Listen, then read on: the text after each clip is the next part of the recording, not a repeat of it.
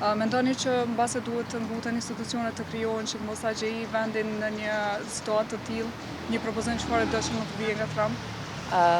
Shtetet e Bashkuara të Amerikës vazhdimisht kanë investuar në paqen, stabilitetin dhe në procesin integrues të Ballkanit Perëndimor. Administrata e parë e presidentit Trump në fakt ka një trashëgimi shumë pozitive.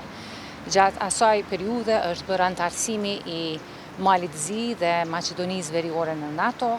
Kosova ka bërë transformimin e mandatit të FSK-s në ushtri, si dhe kemi marrë njohje të fuqishme nga Izraeli.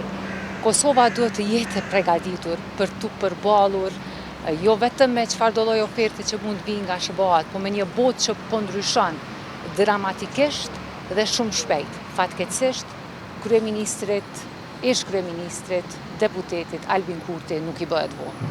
Ne jemi gati. A janë në detyrë të dashme me u marrë me një gjatë të tillë? Këto institucione kanë sjell Kosovën nën sanksione. Imagjinojeni 25 vite pas intervenimit të NATO-s në Kosovë, 26 në fakt, Kosova sot është nën sanksione nga vendet që e kanë ndihmuar jo vetëm lirinë, por edhe procesin e pavarësisë, të njohjeve dhe konsolidimit. Faleminderit. Faleminderit.